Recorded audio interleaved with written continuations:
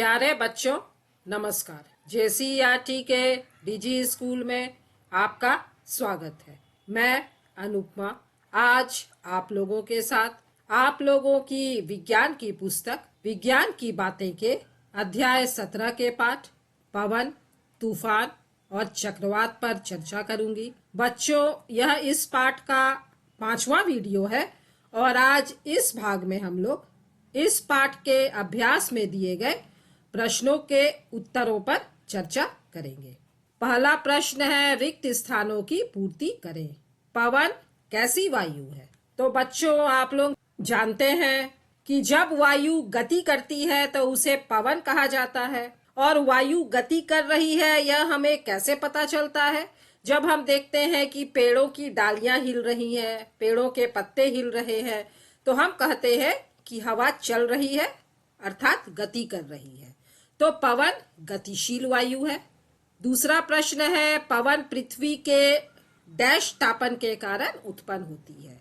तो बच्चों, आप लोगों ने पढ़ा है कि दिन के समय सूर्य की गर्मी के कारण धरती गर्म हो जाती है और इसीलिए धरती के नजदीक की हवा गर्म होकर ऊपर उठ जाती है और इस खाली जगह को भरने के लिए समुद्र की ओर से ठंडी हवा आती है और इसे ही हम लोग पवन का चलना कहते हैं। तो धरती का तापमान अधिक हो जाता है, समुद्र का तापमान कम होता है, तो पवन पृथ्वी के असमान तापन के कारण उत्पन्न होती है।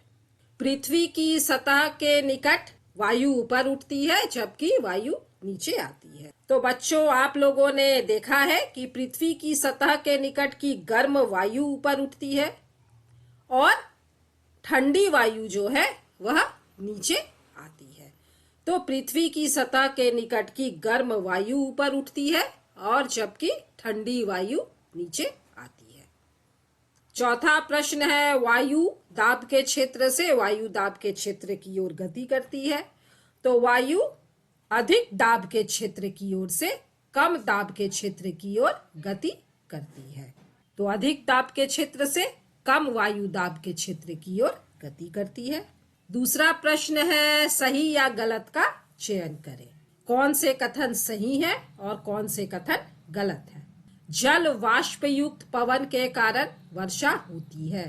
बच्चों, भारत में वर्षा मानसूनी हवाओं के कारण होती है और मानसूनी हवाएं समुद्र की ओर से पृथ्वी की ओर चलती हैं, जमीन की ओर चलती हैं और चूंकि ये हवाएं समुद्र की ओर से आती हैं तो अपने साथ जलवाष्प लेकर आती हैं और इसी के कारण वर्षा होती है। तो यह सही है कि जलवाष्प युक्त पवन के कारण वर्षा होती है। चक्रवात आने की सूचना 1 महीने पहले दी जाती है। हालांकि तकनीक अब बहुत ज्यादा उन्नत हो चुकी है, लेकिन फिर भी लगभग 24 से 48 घंटे पहले ही चक्रवात के आने की सूचना दी जाती है, 1 महीने पहले से नहीं। तो यह गलत है। तीसरा है, गर्जन के साथ भारी वर्षा होने पर ऐसी छतरी का उपयोग करना चाहिए जिसकी डंडी धातु की नहीं बनी हो।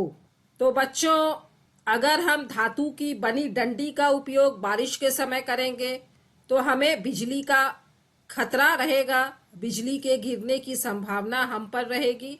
इसीलिए हमें ऐसी छतरी का उपयोग करना चाहिए जिसकी डंडी धातु की नहीं बनी हो। तो यह सही है। चौथा है, शीतकाल में पवन थल से सागर की ओर बहती है। तो शीतकाल में जमीन जो है यह ठंडी रहती है जबकि समुद्र में पानी गर्म रहता है, तो इसीलिए शीतकाल में पवन जमीन से समुद्र की ओर चलती है। तो यह सही होगा। तीसरा है, सही उत्तर का चयन कीजिए। प्रश्नों के 4-4 विकल्प दिए हुए हैं और उसमें से सही विकल्प का चयन आप लोगों को करना है। पहला प्रश्न है, पवन बहने की दिशा होती है अधिक दबाव वाले क्षेत्र से कम दबाव वाले क्षेत्र की ओर, कम दबाव वाले क्षेत्र से अधिक दबाव वाले क्षेत्र की ओर, ऊंचाई वाले स्थानों से नीचे की ओर या इनमें से कोई नहीं। आप लोगों ने पढ़ा है बच्चों, पवन अधिक दबाव वाले क्षेत्र से कम दबाव वाले क्षेत्र की ओर चलती है। तो क सही विकल्प है। मानसून हवाएं और इसके विकल्प दिए हुए हैं। गर्मी के दिनों में समुद्र से पृथ्वी की ओर बहती हैं, हमारे जल चक्र का हिस्सा है। बारिश लाती है, गर्मी के दिनों में पृथ्वी से समुद्र की ओर बहती है। तो बच्चों, हम लोग जानते हैं कि मानसूनी हवाएं गर्मी के दिनों में समुद्र से पृथ्वी की ओर बहती हैं और इसीलिए ये हवाएं अपने साथ जलवाष्प लाती हैं और बारिश कराती हैं। तो इसका विकल्प क सही है। गर्मी के दिनों में समुद्र से पृथ्वी की ओर बहती हैं। तीसरा है गर्जन के साथ भारी वर्षा होने पर हमें, और इसके विकल्प हैं, किसी निर्जन स्थान पर किसी बड़े पेड़ के नीचे शरण नहीं लेनी चाहिए, पानी में रहना चाहिए, घर की सारी खिड़कियों को खोल कर रखना चाहिए और ऐसी छतरी का प्रयोग नहीं करना चाहिए जिसकी डंडी धातु की बनी हो। तो इसमें जो पहला विकल्प है, किसी निर्जन स्थान पर किसी बड़े पेड़ के नीचे शरण नहीं लेनी चाहिए, यह सही है। चौथा प्रश्न है, एक वाक्य में उत्तर लिखिए। एनीमोमीटर क्या है? तो बच्चों, आप लोग यहाँ पर एनीमोमीटर देख रहे हैं और एनीमोमीटर से पवन की गति को मापा जाता है। पवन के वेग को मापने वाले यंत्र को एनीमोमीटर वायुमापी कहा जाता है। चक्रवात के केंद्र को क्या कहते हैं? यह है बच्चों चक्रवात का केंद्र और इसे हम लोग आंख कहते हैं। तो चक्रवात के केंद्र को तूफान की आंख, आई ऑफ द स्टॉर्म कहते हैं। किसी स्थान पर पवन की गति अधिक होने पर हवा के दबाव पर क्या फर्क पड़ता है? तो जब हवा की गति अधिक होती है तो दबाव कम हो जाता है और यही कारण है कि कच्चे घरों की छतें तेज गति से चलने वाली पवन अपने साथ उड़ाकर ले जाती है। तो उत्तर होगा दबाव कम हो जाता है। पांचवा प्रश्न है, पवन धाराओं का निर्माण कैसे होता है? पृथ्वी के असमान रूप से गर्म होने के कारण पवन धाराओं का निर्माण होता है। ऐसा दो स्थितियों में होता है। पहला है भूमध्य रेखीय और ध्रुवीय क्षेत्रों का असमान रूप से गर्म होना। भूमध्य रेखा के पास भी बहुत ज्यादा गर्मी पड़ती है और इसीलिए 30 डिग्री अक्षांश से भूमध्य रेखा की ओर हवाएं चलती हैं। इसी तरह ध्रुवों पर बहुत ज्यादा ठंड पड़ती है और इसीलिए ध्रुवों से हवाएं 60 डिग्री अक्षांश की तरफ चलती हैं। और दूसरी स्थिति है थल और जल का असमान रूप से गर्म होना। दिन के समय धरती जल्दी गर्म हो जाती है तो धरती के पास की हवा गर्म होकर ऊपर उठ जाती है, जबकि समुद्र ठंडा रहता है तो समुद्र की ओर से ठंडी हवा धरती की ओर आती है। तो थल और जल के तापमान में अंतर रहता है, इसीलिए दिन के समय समुद्र से जमीन की ओर हवा चलती है। छठा प्रश्न है, चक्रवात के आने की संभावना किन क्षेत्रों में ज्यादा होती है? बच्चों, चक्रवात के आने की संभावना समुद्र के तटीय क्षेत्रों में ज्यादा होती है। जो क्षेत्र समुद्र के किनारे स्थित है उनमें चक्रवात ज्यादा आते हैं और उसमें भी जो लाल रंग से क्षेत्र दिखाई दे रहे हैं वहाँ सबसे ज्यादा चक्रवात आते हैं। जो नीले रंग से क्षेत्र दिखाई दे रहे हैं वहाँ चक्रवात लाल रंग की अपेक्षा थोड़े कम आते हैं। जो हरे रंग से क्षेत्र दिखाई दे रहे हैं वे चक्रवात से कम प्रभावित होते हैं, वहां पर चक्रवात के आने की संभावना और भी कम होती है। और जो पीले रंग के क्षेत्र हैं वहां पर चक्रवातों के आने की संभावना बहुत ही कम होती है। सातवां प्रश्न है, गर्मी के दिनों में पवन समुद्र से पृथ्वी की ओर क्यों बहता है? तो गर्मियों में थलीय क्षेत्र अधिक तेजी से गर्म होता है और अधिकांश समय थल का ताप समुद्री जल की अपेक्षा अधिक होता है। जमीन ज्यादा गर्म हो जाती है जबकि समुद्र उतनी तेजी से गर्म नहीं होता या उतना ज्यादा गर्म नहीं होता।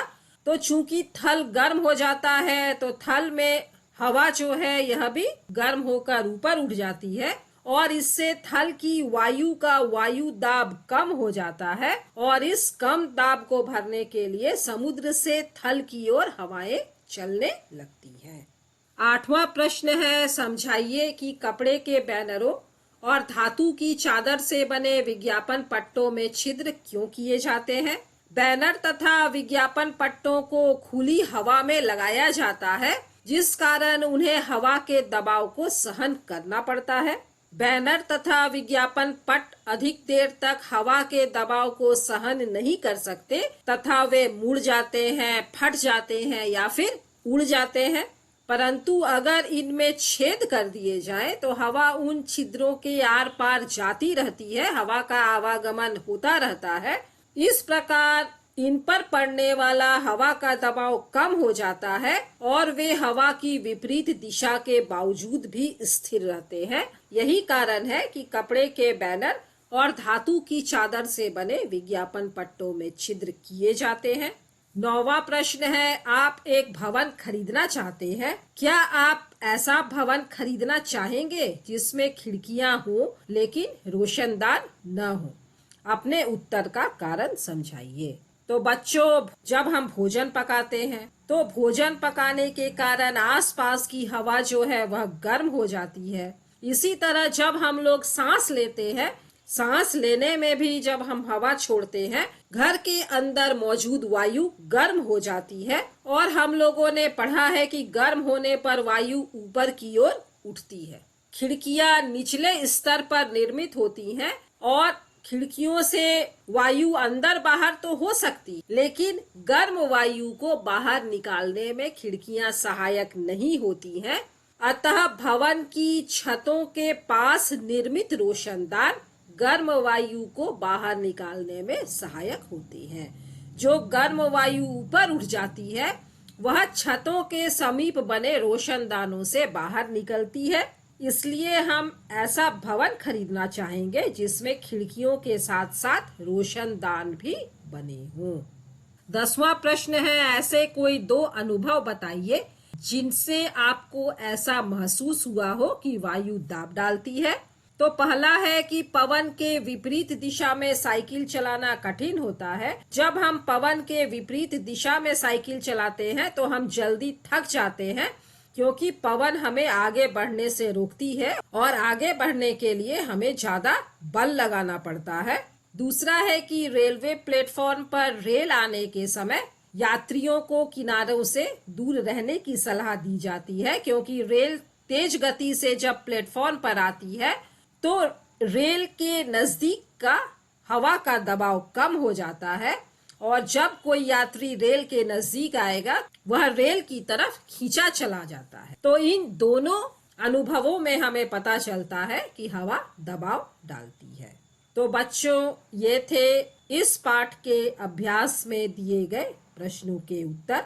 मुझे उम्मीद है कि आप लोगों को ये उत्तर अच्छी तरह से समझ में आ गए होंगे और आप लोग इन्हें अपनी कॉपी में नोट कर लीजिएगा। मिलते हैं बच्चों अगले वीडियो में विज्ञान के एक नए पाठ के साथ। तब तक स्वस्थ रहिए, सुरक्षित रहिए, पढ़ते रहिए।